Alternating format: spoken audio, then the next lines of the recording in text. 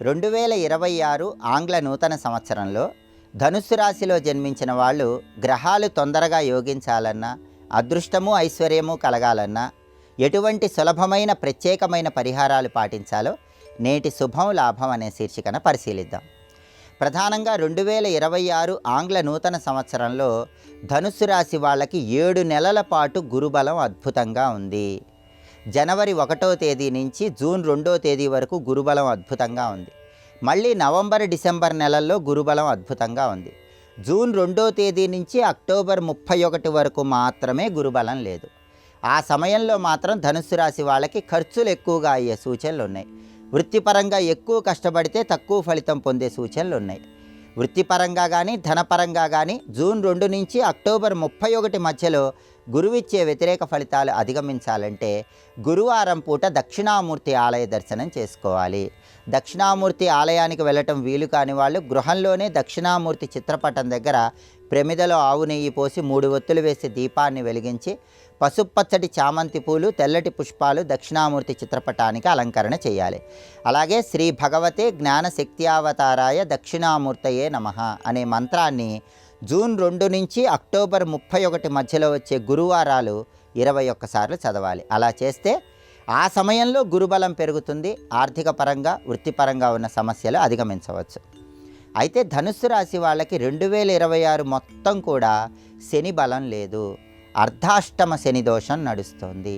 ఈ అర్ధాష్టమ శని దోషం వల్ల సంవత్సరం మొత్తం కూడా 100% కష్టపడితే 50% ఫలితాలు రావటం, అలాగే ఆరోగ్యపరంగా నడువు నొప్పి, వెన్ను నొప్పి, కాళ్ళ నొప్పులు, మోకాళ్ళ నొప్పులు, అలసట ఇటువంటి సమస్యలు ఎదురవటం, కుటుంబంలో చిన్న విషయానికే బంధువులతో విభేదాభిప్రాయాలు రావటం ఇటువంటివి జరిగే సూచనలు ఉన్నాయి.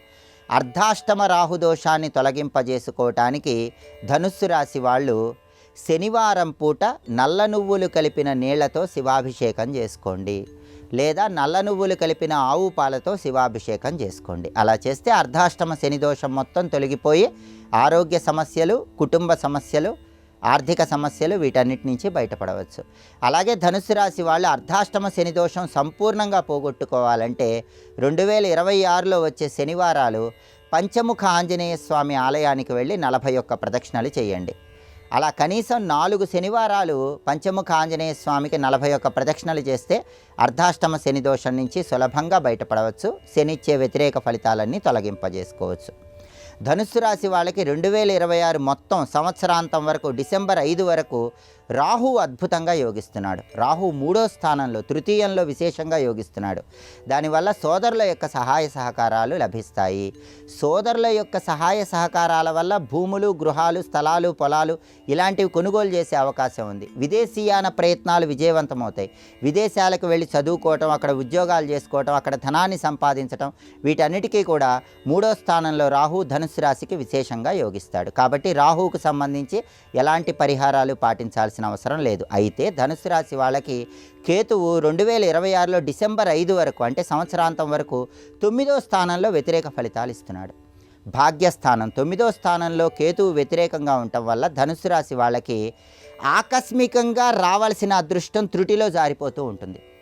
అనుకోకుండా హఠాత్తుగా చేతి వరకు వచ్చిన అదృష్టం నోటికి రాకుండా జారిపోతూ ఉంటుంది.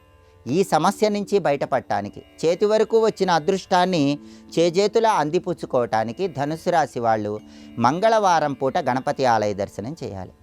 మంగళవారం గణపతికి గరిక, ఎర్ర పుష్పాలతో అర్చన చేయించుకోవాలి.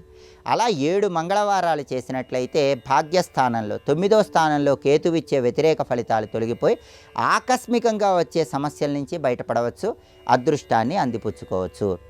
అలాగే ధనుస్సు రాశి వాళ్ళు మంగళవారం పూట గణపతికి సంబంధించిన ఓం గ్లౌం గణపతయే నమః అనే మంత్రాన్ని 21 సార్లు పఠించడం ద్వారా కూడా భాగ్యస్థానంలో కేతువిచ్చే వ్యతిరేక ఫలితాల నుంచి బయటపడవచ్చు. 2026 ఆంగ్ల నూతన సంవత్సరంలో గురుబలం చాలా అద్భుతంగా ఉంది. 7 నెలల పాటు గురువు విశేషంగా యోగిస్తున్నాడు.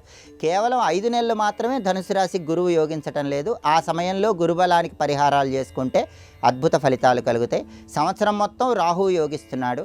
కేవలం అర్ధాష్టమ శని దోషానికి, భాగ్యంలో కేతు దోషానికి, శనికి కేతువుకి పరిహారాలు పాటించుకోవటం ద్వారా ధనుస్సు రాశి వాళ్ళు 2026 మొత్తం తొందరగా అదృష్టాన్ని, ఐశ్వర్యాన్ని సిద్ధింపజేసుకోవచ్చు.